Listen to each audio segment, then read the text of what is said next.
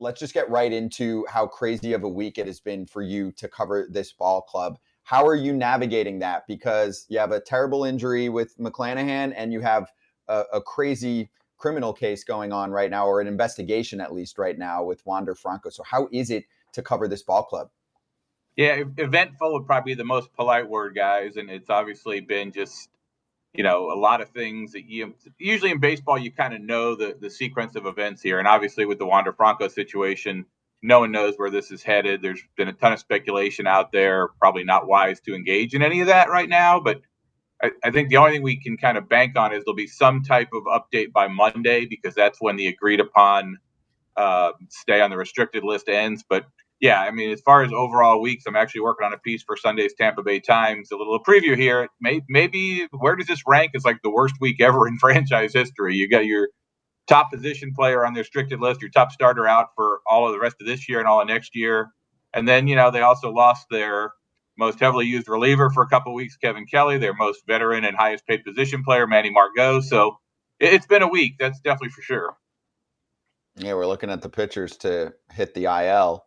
Wow. So one more on Wander first, and then we'll get to the rest of the pitching and Shane McClanahan in general. Do you have any indication just from how this is going to be handled going forward?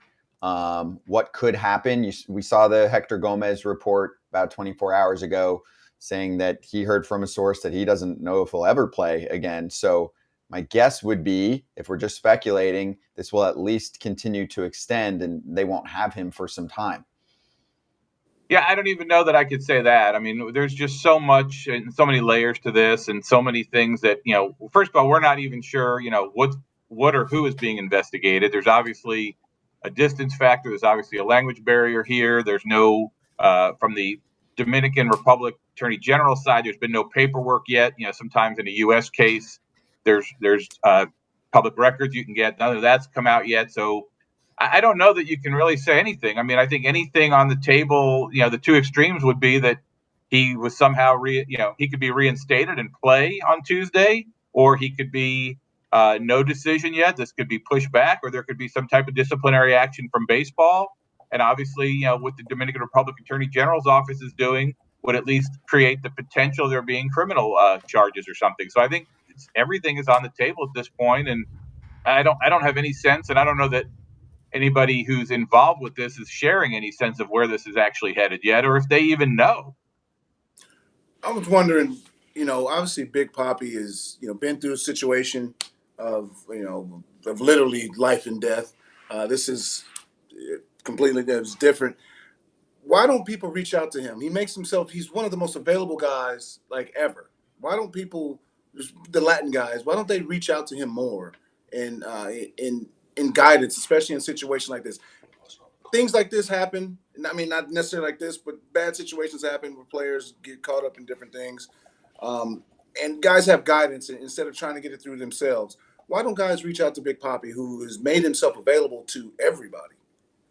Yeah, I mean, that's a good question. I think he came out or did an interview just in the last day or two, Adam, and said that he was hoping to get in touch with Wander and offer him some advice if he wanted it. And yeah, I don't know how many guys do. I know there's other players who, could also be in those mentor roles. I happen to know Carlos Pena personally from him being involved with the Rays and saw him in Chicago earlier this year. And he also had expressed an interest in getting with Wander and talking to him. And Wander's a young player. The Rays obviously had an issue earlier this year where he was benched for the 2 days, not knowing to control his emotions, some immaturity type things. So you would think Wander would be a player or a guy who would welcome some advice from the right person. But, I don't know the dynamics of any relationship he has or doesn't have with Big Papi to this point. Can Basabe take this team to the place where the Rays want to go? I mean, we feel like they're going to make the playoffs. But is Basabe, with 14 at-bats so far in his big league career, going to be the guy that's going to take at a primary position this team?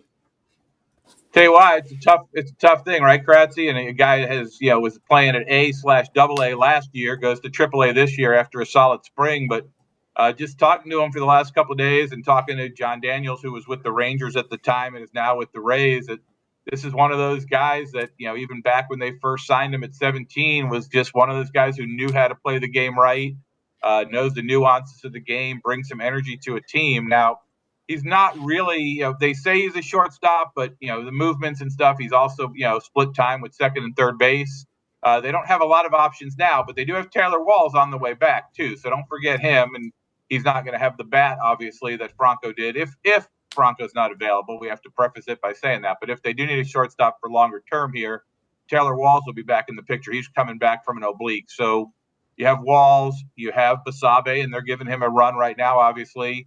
Vidal Brujan's been up and down a couple times. He's more of really a multiple position guy. He can play short too, but yeah, look, and you can also pick up a guy who gets released if something happens along those lines, if there's a veteran out there. So there could be some other options if the Rays do need a longer-term replacement, but I think for the short term, they felt like they could go with Basabe for this week at least, and then figure out where they are based on what happens with Franco.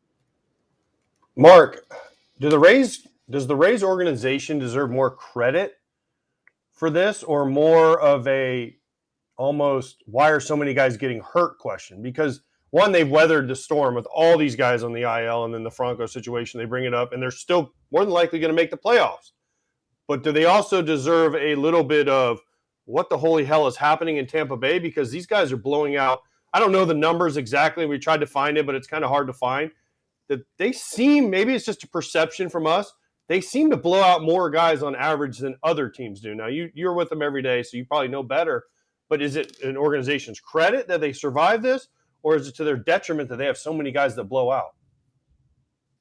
Probably both, I guess, AJ. I mean, I think you could say both. They certainly deserve the questions. They know that. They've answered some of them.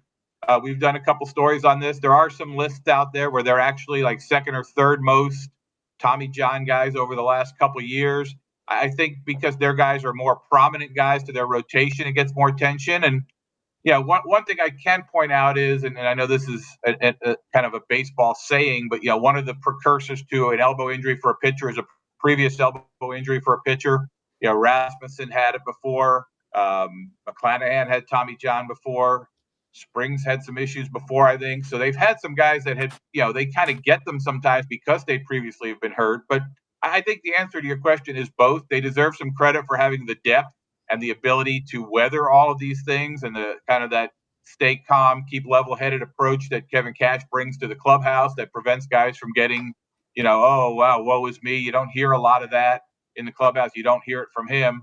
But also, I think it's a fair question, and one that the Rays, have said that, they're going to, they need to go back and, as any team would in this situation, look at everything and figure out if there is something that they're doing. But I think they feel overall that their pitching development program, their medical training staff, their athletic training staff, their conditioning program, that all those things are in line and not any specific thing is causing this. Can you get on the train with me to getting Kevin Cash the AL Manager of the Year every single year? Like, is he the most underrated AL manager? I mean, you lived it, right? You got the chance to play for him a little bit there, and you see what he does with what he has to work with, and some of the framework that, you've got a front office that has its own ideas sometimes that he is given the opportunity to implement. He obviously has his own ideas. He's got often a changing cast of players. I've asked him sometimes, has there ever been a player you've met on the mound, a reliever, where you hadn't even met him yet? And he said probably once or twice, because they'll pick a guy up during the season that wasn't in spring training with him or something. So it happens. And I think he does a really good job given all of the things he has to operate with and under, and trying to keep that team competitive in that division. And they have been. They're now in line for what would be their fifth straight postseason appearance. 5 in a row is pretty good. He took over in 15. They had a couple of lean years. They just missed in 18. Then they've made it 19, 20, 21, 22, and we would think here in 23.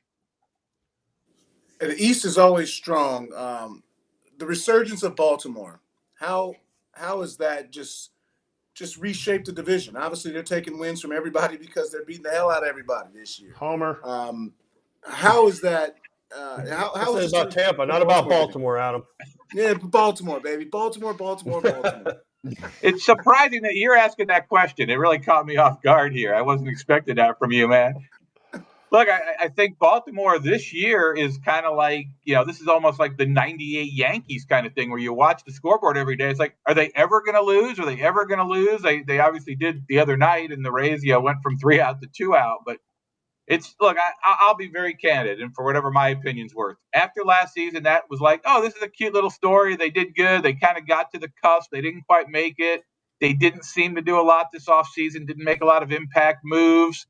Okay, now they kind of regress. They step back a little bit. Then they'll make a couple moves, and in a year or two, they'll be in the race. And here they are. They just played really good from the start. They had the opportunity when the Rays struggled. They went through that miserable 5-15 period in July, and the Orioles just zoomed right by them. And they are definitely the team to beat right now in the American League. There's no doubt about it.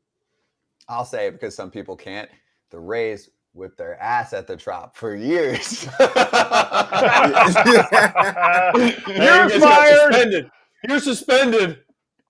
We're not taking that here. Tell the FT bosses. I'm leaving. Yeah, you get off the air Cuff now. Me. Sorry, I'm out. All right. If you know, you know, and everyone knows. Mark knows. So you just can't comment. You guys set me up. It was too good. By the way, Mark, I don't want to hear about the Rays being poor, or at least Tampa Bay Times, because look at you in your big fat suite there in Anaheim. He doesn't work for the Rays, dude. I know. I said Tampa Bay Times. Yeah. He's look at him with his big fat suite with the couch behind him. I'm also the only person. I think I'm the only person in this hotel who's not going to Disneyland this weekend either. So everybody else is like down in the lobby at 8 a.m. They're all filing out to go be happy all day, and I'm sitting here working on a Sunday story. Is it the worst week in Rays history or not? So there's the trade-off.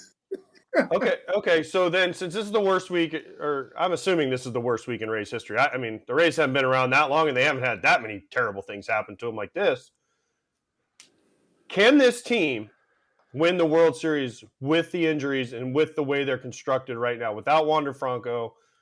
I'm assuming Margot will be back, but can this team make a deep run and win the World Series?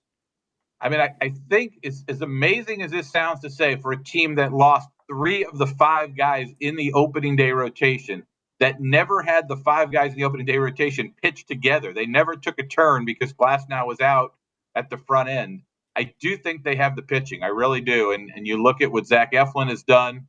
Aaron Savali, who they got at the deadline, was much better the other day. Obviously, Glasnow, when he's healthy, has been really good, if not one of the best. Zach Littell has been kind of like the lifesaver for them, going from kind of fringy reliever to in the rotation. And you'll see Taj Bradley back up here. He was sent down to AAA to work on some things. He's had a couple of really good outings.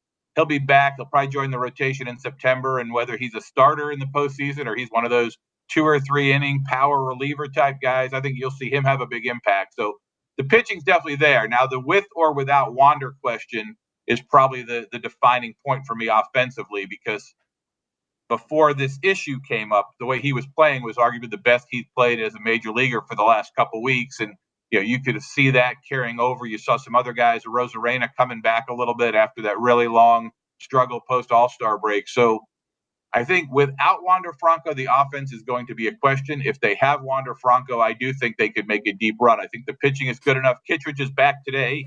The bullpen has been pretty good. They remade that bullpen kind of quietly on the fly during the season, bringing in Stevenson, bringing in Diekman, Littell that I mentioned, and now with Kittredge back, Fairbanks, Jason Adam, Colin Poche has been pitching really well. They've got a pretty good group there at the back end. Mark, did the organization know about McClanahan before, and that's why they made the trade for Savale? Because they gave up a pretty good prospect, and the Rays usually don't make these kind of moves without knowing something. So did the Rays organization know more about McClanahan than they let on, therefore jumped it and got Savale? I don't think so, because I think they would have gotten another pitcher if they did. I think they needed Savale to cover for the gap that they already had with Rasmussen and Springs, and then just how they were going, knowing Bradley was not doing well at that point. He'd gone 6 straight without a win and needed some time away or a little bit, chance to regroup. So I think if they'd gotten 2 pitchers, AJ, I would have agreed with you on that. I don't think they did. In fact, the fact that it happened, the deadline was on a Tuesday night, and he got hurt on a Wednesday night. So it even was kind of some, just the chatter you hear of, bad luck. If it had happened 2 days earlier, they would have got another guy thing. So I don't think they expected it to be that severe. At that point, he was really just dealing with back issues, and they thought he was over that, even though he hadn't been pitching well. Hey, Mark, What's up with the ballpark? Everything going to be status quo for a while? Have you heard anything new? Oakland and Vegas are stealing all of the attention. I am an Orlando resident these days, so I plan on going to some games in Tampa or St. Pete or hopefully still in Florida. Otherwise, AJ's I'm allergic maybe to going to you. die. I don't know. I'm allergic to you, We need Scott. a Go to ballpark Tampa. nearby. So I don't know. Is there anything new going on, and any speculation on where they're going to be playing games in 2028, say? I didn't realize you were contributing to our state tax pool now, Scott. That's going to bump up the Hell state yeah, money baby. available right now. Those income taxes in Florida, baby. Yeah, I see. I Income see. tax. You Exactly.